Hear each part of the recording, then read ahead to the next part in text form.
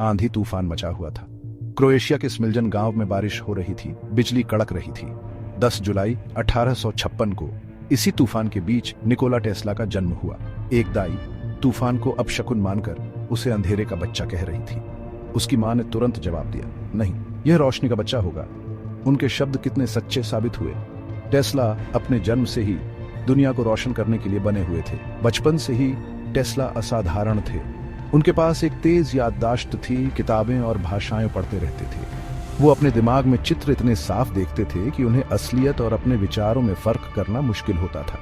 उनकी दुनिया मशीनों के ख्यालों से भरी थी जो अनदेखी शक्तियों से चलती थीं, जिन शक्तियों को वो समझना चाहते थे।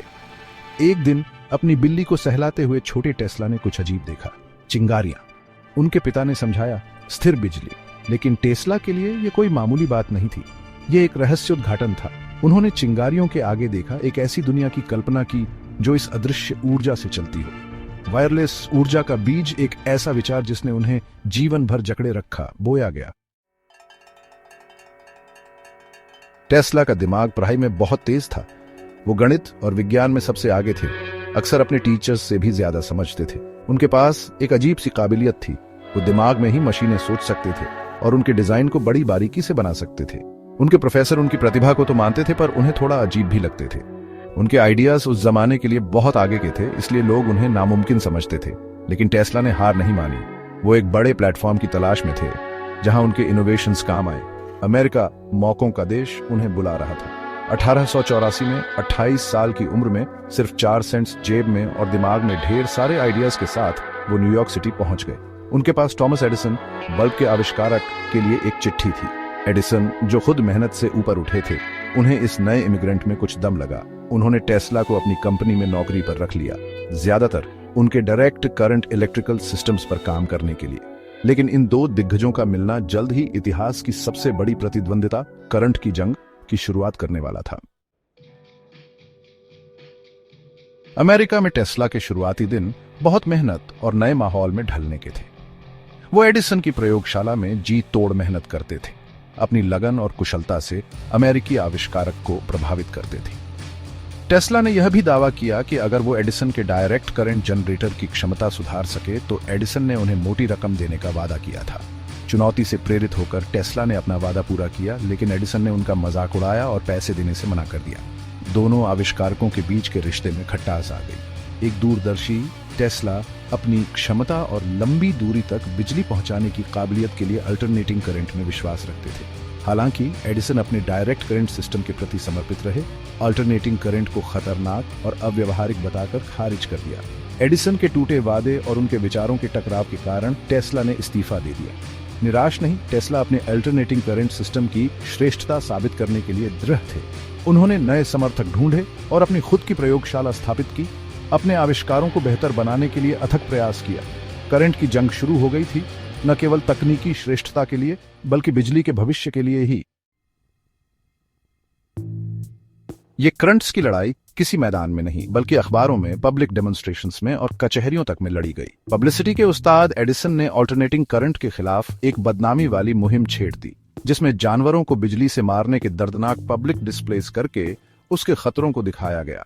टेस्ला ने अल्टरनेटिंग करंट की सुरक्षा और एफिशिएंसी के शानदार डेमोन्स्ट्रेशंस दिखाकर इसका जवाब दिया। यहां तक कि अपने शरीर से हाई वोल्टेज करंट पास करके लाइट बल्ब जलाए, ये दिखाते हुए कि सही तरीके से इस्तेमाल करने पर यह हार्मलेस है। 1893 शिकागो वर्ल्ड्स फेयर के साथ टर्निंग पॉइंट आया। आयोजकों ने इलेक्ट्रिक लाइटिंग का एक शानदार प्रदर्शन चाहते हुए फेयरग्राउंड्स को रोशन करने का कॉन्ट्रैक्ट ऑफर किया। अपने डायरेक्ट करंट सिस्टम के साथ एडिसन ने एक बहुत ज्यादा बिड ऑफर की। टेस्ला अपने अल्टरनेटिंग करंट सिस्टम की सुपीरियरिटी और कॉस्ट इफेक्टिवनेस पर कॉन्फिडेंट, एडिसन की प्राइस से काफी कम में कॉन्ट्रैक्ट जीत लिया। दुनिया सांस रोक कर देख रही थी। क्या टेस्ला अपने वादे पर खरा उतर पाएंगे? क्या उनका अल्टरनेटिंग करंट सिस्टम वाकई में वर्ल्ड्स फेयर के विशाल एक्सपेंस को रोशन कर पाएगा? भाग 5, दुनिया को रोशन करना। 1899 का शिकागो वर्ल्ड्स फेयर टेस्ला का बड़ा मंच बन गया। जैसे ही स्विच ऑन हुआ, मेला ग्राउंड टेस्ला के एसी सिस्टम से जल उठा। दुनिया ने ऐसा तमाशा पहले कभी नहीं देखा था। टेस्ला के जनरेटर से चलने वाले हजारों बल्बों ने इमारतों और रास्तों को एक नरम आभासी चमक में नहला दिया। सिटी ऑफ लाइट का जन्म हुआ और उसके साथ ही अल्टरनेटिंग करंट का युग शुरू हुआ। इस मेले की सफलता ने टेस्ला की एक दूरदर्शी प्रतिभा के रूप में प्रतिष्ठा को पक्का कर दिया। वो उद्योगपतियों द्वारा पसंद किए जाने वाला और प्रेस द्वारा मनाया जाने वाला व्यक्ति बन गए। जॉर्ज वेस्टिंगहाउस द्वारा समर्थित उनका एसी सिस्टम बिजली उत्पादन और वितरण के लिए मानक बन गया, जिसने हमेशा के लिए दुनिया को बदल दिया। लेकिन टेस्ला की महत्वाकांक्षाएं शहरों को रोशन करने से कहीं आगे तक फैली हुई थीं। उन्होंने एक ऐसी दुनिया की कल्पना की थी जहां ऊर्जा स्वतंत्र रूप से बहती है, दुनिया के हर कोने तक बिना तार के पहुंचती है। हालांकि उनका सपना उस दुनिया की वास्तविकताओं से टकराने वाला था जो प्रगति से नहीं बल्कि लाभ से संचालित होती है। सफलता से भरे हुए टेस्ला ने अपने सबसे महत्वाकांक्षी प्रोजेक्ट वार्डनक्लिफ टॉवर की शुरुआत की। यह विशाल संरचना उनके वायरलेस ऊर्जा ट्रांसमिशन सिस्टम के प्रोटोटाइप के रूप में कल्पित की गई थी, जो न्यूयॉर्क के लॉन्ग आइलैंड पर जमीन से उठी थी। टेस्ला का मानना था कि यह न केवल बिजली बल्कि जानकारी और यहां तक कि इमेजेस भी पूरी दुनिया में वायरलेसली ट्रांसमिट कर सकता है। हालांकि टेस्ला के इस महान विजन को संदेह और विरोध का सामना करना पड़ा। उनके financial backer JP Morgan project की फिजिबिलिटी और सबसे महत्वपूर्ण बात इसकी प्रॉफिटेबिलिटी को लेकर चिंतित हो गए। ऐसा लग रहा था कि दुनिया मुफ्त ऊर्जा के लिए तैयार नहीं थी। मॉर्गन ने अपनी फंडिंग वापस ले ली, जिससे टेस्ला का सपना टूटने के कगार पर आ गया। निराश लेकिन दृढ़ टेस्ला ने अपने बचे हुए संसाधनों को प्रोजेक्ट में लगा दिया, यहां तक कि अपने पैटेंट्स को गिरवी रखकर अपने सपने को जीवित रखने की एक बेताब कोशिश की। लेकिन यह एक हारी हुई लड़ाई थी। वार्डनक्लिफ टॉवर धन की कमी और असफलताओं से ग्रस्त अंततः डिसमेंटल कर दिया गया। इसकी विशाल संरचना कबाड़ धातु में तब्दील हो गई। वार्डनक्लिफ का नाकामयाब होना टेस्ला की जिंदगी में एक बहुत बड़ा मोड़ साबित हुआ। एक जमाने में लोग उन्हें दूरदर्शी मानते थे, लेकिन अब लोग उन्हें सनकी कहने लगे थे। उनके आइडियाज को अव्यवहारिक या पागलपन का नतीजा समझा जाने लगा। वैज्ञानिक समुदाय, जो कभी उनकी प्रतिभा का लोहा मानता था, अब उनकी मानसिक स्थिति पर सवाल उठाने लगा था। वो एकांत प्रिय बन गए, अपनी ही बनाई दुनिया में खो गए। उनकी सनक, जो कभी लोगों को दिलचस्प लगती थी, अब उनका मजाक उड़ाया जाने लगा। उनका कहना था कि उन्हें दूसरे ग्रहों से संदेश मिलते हैं। वो डेथ रे बनाने की बात करते थे और उन्हें कबूतरों से एक अजीब सा लगाव हो गया। उनकी मानसिक हालत बिगड़ती गई। ऐसा लगता था जैसे उनके अधूरे सपनों और दुनिया के तानों के बोझ तले उनका दिमाग टूट रहा हो।